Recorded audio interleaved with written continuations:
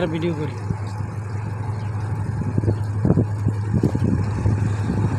এর উপরে দিয়ে যাইব তো, এই কি করে ব্রিজের উপর দিয়ে।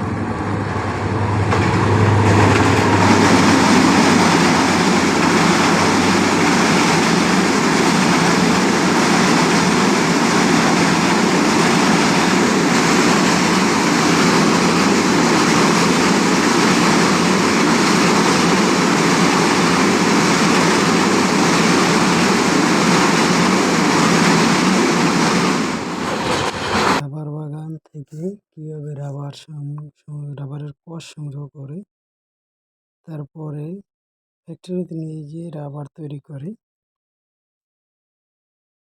দেখুন কতটুকু রাবার কষ আস্তে আস্তে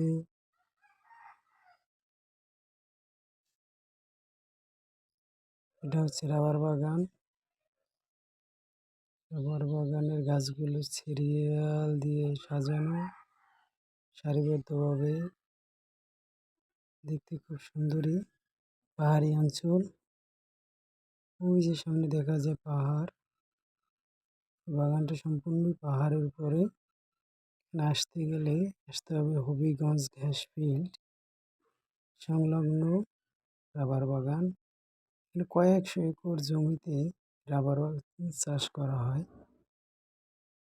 প্রতিদিন কিছু সংখ্যক লোক এই রাবার বাগান থেকে রাবারের কষ সংগ্রহ করে তারপরে ফ্যাক্টরিতে নিয়ে গিয়ে রাবার তৈরি করে। দেখুন রাবার বাগান।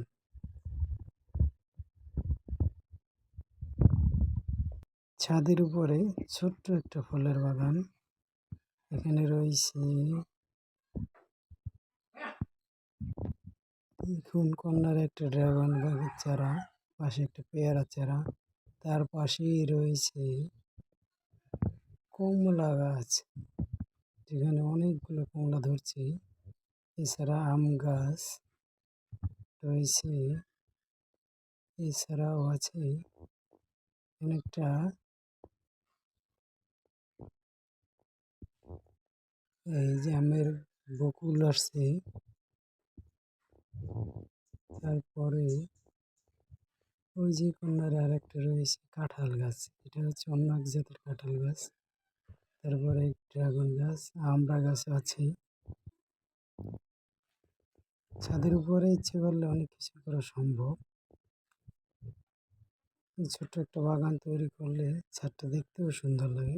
এখানে হচ্ছে মালটা গাছ, এরপরে রয়েছে একটা আনার গাছ বা ডালিম গাছ, যেটা অনেকগুলোই ডালিম ধরছে।